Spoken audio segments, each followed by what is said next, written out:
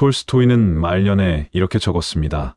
인간이 가장 두려워하는 것은 죽음이 아니라 자신이 어떤 사람이었는지를 똑바로 바라보는 일이라고. 그대들은 혹시 이런 경험이 있으십니까? 아무 이유 없이 문득 떠오르는 얼굴이 있습니다. 잠들기 전 천장을 바라보다가, 오래된 거리를 걷다가, 아무것도 하지 않는 조용한 오후에 불쑥 찾아오는 이름이 있습니다. 그 사람에게 연락하지 않습니다. 만나지도 않습니다. 그런데 사라지지 않습니다. 왜 그럴까요? 살면서 우리는 누군가에게 등을 돌린 적이 있습니다. 사정이 있었고, 어쩔 수 없었고, 시간이 지나면 잊힐 것이라고 스스로를 달랬습니다. 대부분의 기억은 정말로 흐려집니다. 졸업식 날의 공기도, 첫 출근길의 떨림도, 한때 매일 들었던 노래의 가사도 시간 앞에서는 옅어집니다. 그런데 유독 옅어지지 않는 것이 있습니다. 내가 상처를 준 사람의 얼굴입니다. 많은 사람들은 이렇게 믿습니다. 시간이 약이라고. 충분히 오래 지나면 어떤 기억이든 무뎌진다고. 틀린 말은 아닙니다. 슬픔은 옅어지고, 분노도 가라앉고, 기쁨도 빛이 바랍니다. 그러나 죄책감은 다릅니다. 죄책감은 감정이 아닙니다. 끝나지 않은 책임입니다. 책임이 이행되지 않은 한, 시간은 그것을 옅게 만들지 못합니다. 오히려 깊어집니다. 더 조용해지고, 더 단단해지고, 더 깊은 곳으로 내려갑니다. 조용해진 것이 사라진 것은 아닙니다. 더 깊이 내려간 것입니다. 그렇다면 질문을 바꿔야 합니다. 왜 잊히지 않느냐가 아니라 잊히지 않는 그 얼굴이 우리에게 무엇을 말하고 있느냐를 물어야 합니다. 톨스토이는 바로 그 질문을 던진 사람이었습니다. 소설로 던졌고 자신의 삶으로 던졌습니다. 젊은 날의 실수를 만년까지 끌고 간 사람이었고 그 무게를 내려놓지 못한 채 마지막 길 위에 선 사람이었습니다. 오늘 이야기는 그 무게에 대한 이야기입니다. 버린 사람의 시간과 버려진 사람의 시간이 어떻게 다르게 흐르는지, 그리고 그 두 시간이 다시 만났을 때 무엇이 일어나는지를 이야기하겠습니다. 한 가지만 미리 말씀드리겠습니다.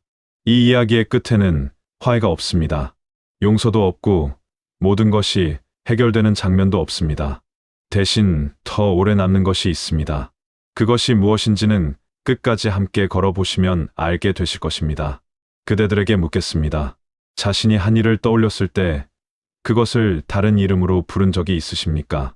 욕심을 열정이라 불렀고, 무관심을 배려라 불렀고, 도망을 선택이라 불렀던 적이 있으십니까? 인간에게는 이상한 능력이 있습니다. 자신이 한 일에 더 아름다운 이름을 붙이는 능력입니다. 이름을 바꾸면 본질도 바뀐다고 믿는 것.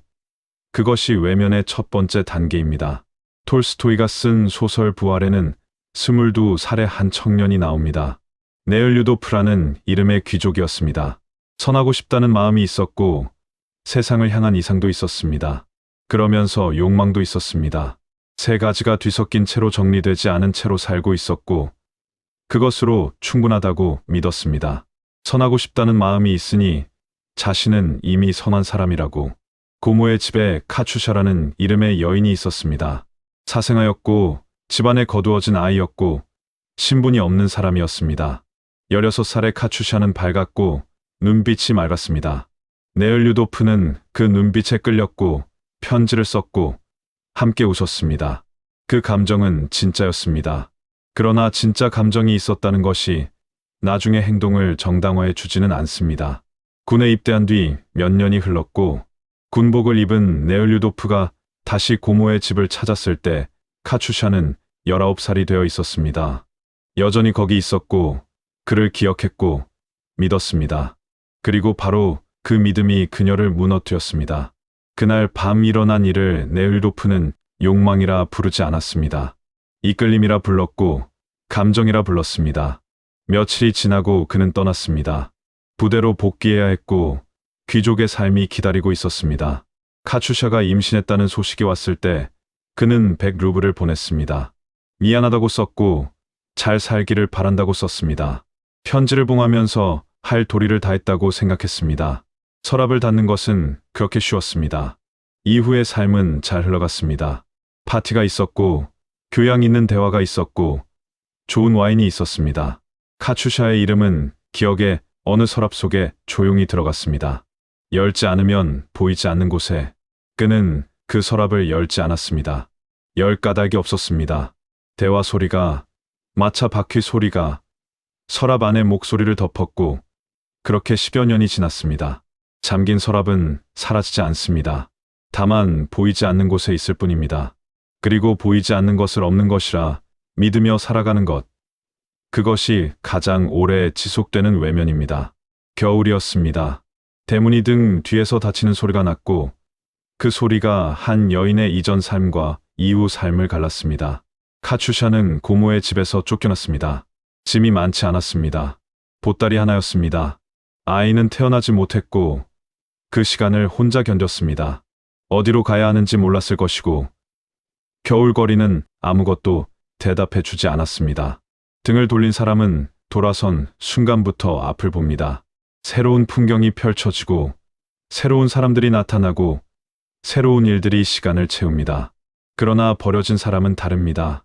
돌아선 사람의 등을 바라본 채 그 자리에 서 있습니다. 처음에는 돌아올 것이라 믿습니다. 골목 어귀에서 마차 소리가 들릴 때마다 귀가 먼저 움직이고 문이 열릴 때마다 시선이 먼저 갑니다. 기다림은 처음에 희망처럼 생겼습니다. 그러나 희망은 오래 기다리면 조금씩 다른 것으로 변합니다. 무엇으로 변하는지는 기다려본 사람만 압니다. 카추샤는 일자리를 찾았습니다. 어디서 왔는지, 누구의 집에 있었는지, 신분이 무엇인지를 묻는 얼굴들과 마주쳤습니다. 정직하게 답할수록 문이 닫혔고 결국 거짓말을 배웠습니다. 그러나 거짓말로 열린 문은 오래 열려 있지 않았습니다.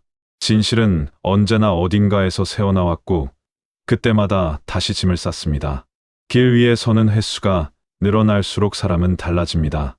처음에는 억울했을 것이고 두 번째에는 지쳤을 것이고 세 번째에는 억울하다는 감각 자체가 무뎌졌을 것입니다. 분노할 수 있을 때는 아직 살아있는 것입니다. 분노조차 사라졌을 때 인간은 가장 조용하게 무너집니다. 이것은 카추샤만의 이야기가 아닙니다. 연락이 끊긴 친구를 기다리며 매일 전화기를 확인하다가 어느 날 확인하지 않게 된 사람이 있습니다. 떠난 부모의 발소리를 현관에서 기다리다가 어느 해부터 기다리지 않게 된 아이가 있습니다. 기다림을 멈추는 것은 체념이고 체념은 겉으로 보면 평화처럼 보입니다. 그러나 평화가 아닙니다. 싸우기를 그만둔 사람의 조용하고 텅 빈 얼굴입니다. 톨스토이는 그것을 알고 있었습니다. 카추샤의 눈빛이 법정에서 텅 비어 있었던 것은 분노가 사라져서가 아니었습니다. 자신의 삶을 3인칭으로 바라보는데 익숙해진 사람의 눈빛이었습니다. 저 여자는 오늘 이렇게 했고 저 여자는 내일 저렇게 할 것이라고 멀리서 무감하게. 이름을 잃는 것은 서서히 일어납니다. 어느 날 갑자기가 아니라 닫힌 문이 하나씩 쌓일 때마다 조금씩. 그리고 그 닫힌 문들의 맨 처음에는 한 장의 봉해진 편지가 있었습니다. 어느 시인이 이렇게 말한 적이 있습니다. 칼로 베인 상처는 낫지만 무관심으로 베인 상처는 낫지 않는다고.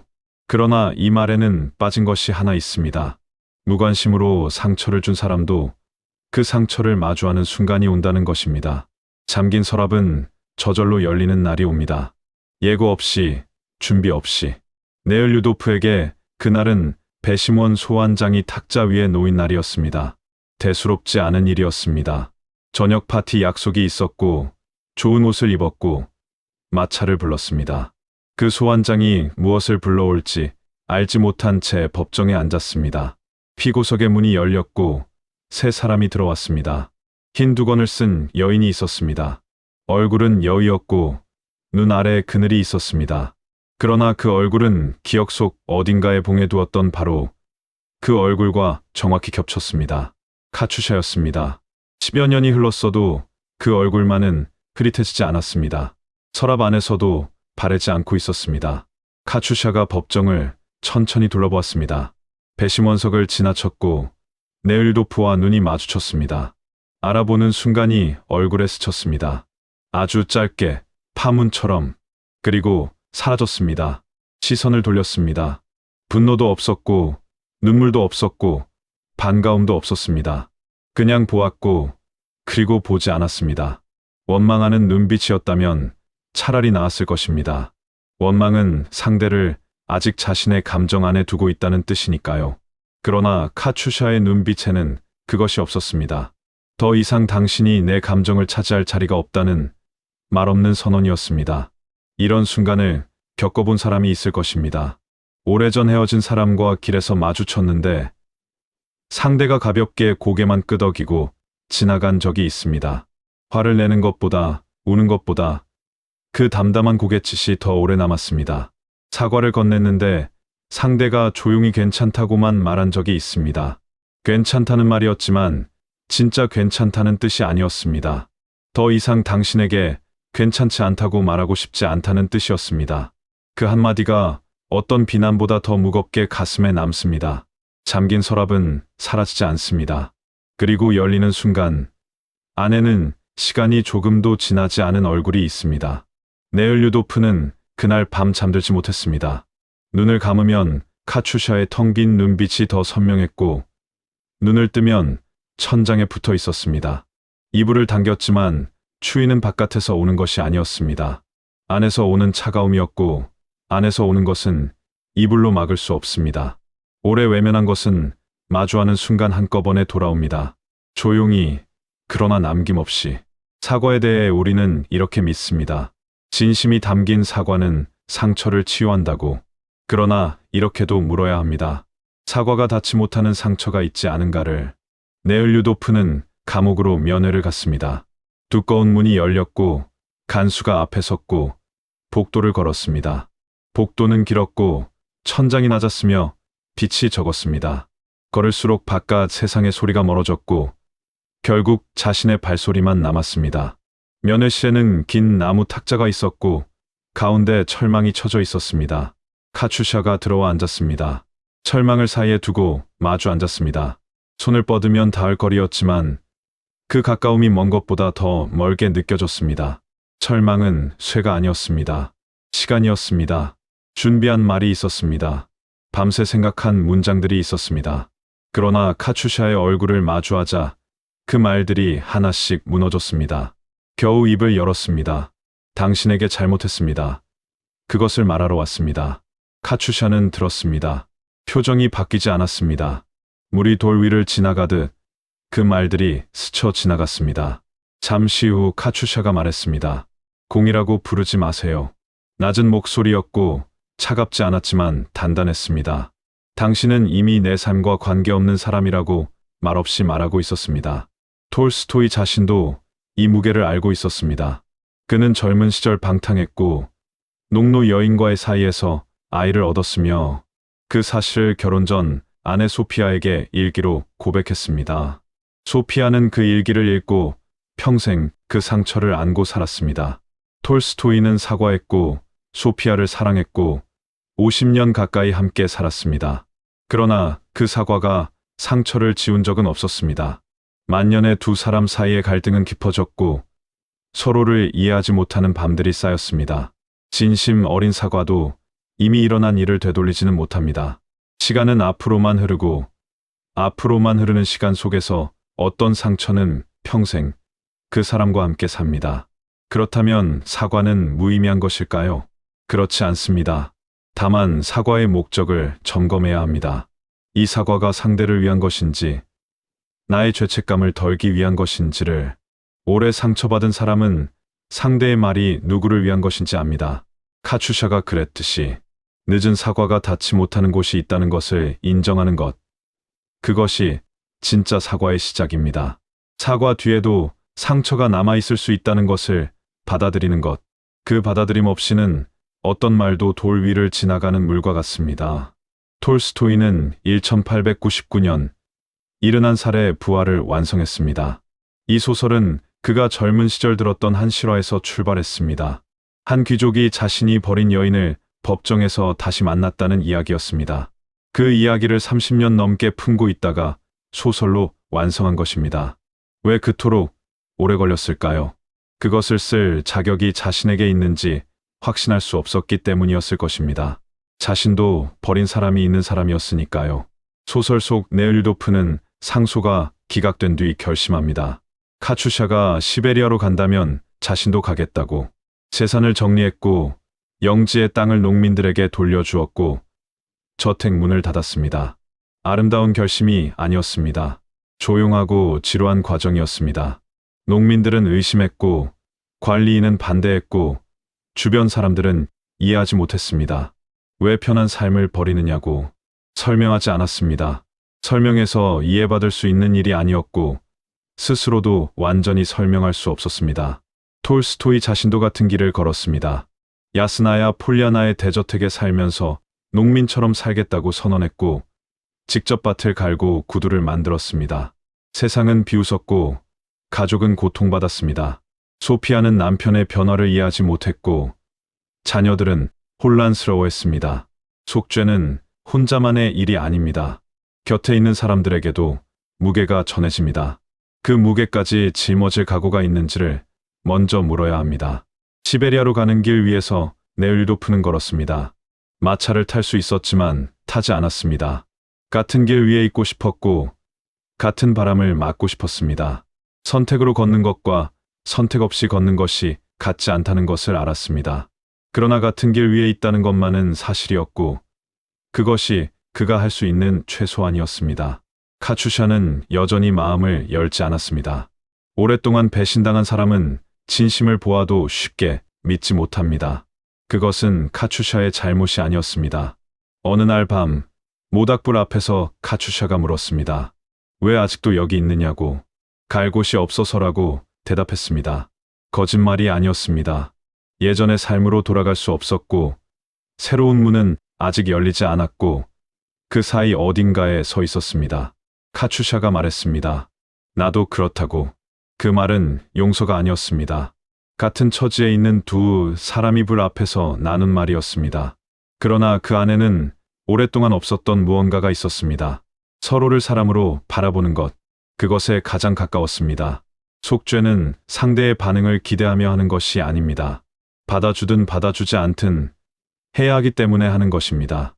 그 차이를 아는데 네을류도프는 시베리아까지 걸어야 했습니다. 1909년 10월 82세의 톨스토이는 새벽에 집을 나섰습니다. 아내 소피아가 잠든 사이 짐을 챙기고 마차에 올랐습니다. 50년 가까이 살았던 야스나야 폴리아나를 떠나는 길이었습니다. 왜 떠났는지에 대해서는 여러 이야기가 있지만 한 가지는 분명합니다. 더 이상 자신을 외면하며 살 수 없었다는 것입니다. 기차를 탔고 작은 역에서 내렸습니다. 아스타포보라는 이름의 역이었습니다. 몸이 좋지 않았고 역장의 집에 눕혀졌습니다. 열흘 뒤 그곳에서 눈을 감았습니다. 마지막까지 무언가를 외면하지 않으려 했던 사람의 마지막이었습니다. 톨스토이는 평생 자신이 버린 사람들의 얼굴을 안고 살았습니다. 젊은 날의 방탕함이 남긴 상처들, 아내에게 준 고통, 자녀들과의 어긋남, 그 얼굴들이 무거웠을 것입니다. 숨이 막혔을 것입니다. 그러나 그는 그 무게를 내려놓지 않았습니다. 내려놓는 대신 글로 썼고 삶으로 걸었습니다. 부활이라는 소설은 그 걸음의 기록이었습니다. 사람은 자신이 버린 사람을 잊어서 사는 것이 아닙니다. 잊히지 않는 얼굴을 안고 삽니다. 그 얼굴이 무거울 때가 있고 한밤중에 불쑥 찾아올 때가 있습니다. 그러나 그 무게를 버리라고만 볼 수는 없습니다. 잊히지 않는 얼굴은 우리에게 묻고 있는 것입니다. 지금은 어떤 사람이냐고, 그때와 같은 사람이냐고, 아니면 조금은 달라졌느냐고. 잊지 않는 사람은 같은 실수를 덜 반복합니다. 다음에 만나는 사람을 조금 더 조심스럽게 대합니다. 떠나야 할 때도 등을 돌리는 방식이 달라집니다. 처음에 여쭈었습니다. 아무 이유 없이 떠오르는 얼굴이 있느냐고. 이제 다르게 묻겠습니다. 그 얼굴이 떠오를 때 그대들은 어떤 표정을 짓고 계십니까? 외면하고 계십니까? 아니면 조용히 마주보고 계십니까? 완전한 용서는 오지 않을 수도 있습니다. 되돌릴 수 없는 것은 되돌릴 수 없습니다. 그러나 완성되지 않은 속죄 안에서도 인간은 살아야 하고 매일 조금씩 더 외면하지 않으면서 살아야 합니다. 오늘 할 수 있는 일이 있습니다. 거창한 일이 아닙니다. 떠오르는 그 얼굴을 3초만 더 바라보는 것입니다. 밀어내지 않고 서랍에 다시 넣지 않고 그냥 3초만 더 바라보는 것입니다. 그것이 시작입니다. 잠긴 서랍은 사라지지 않습니다. 그러나 열 수는 있습니다. 여는 순간이 두렵지만 열고 나면 비로소 숨을 쉴 수 있습니다.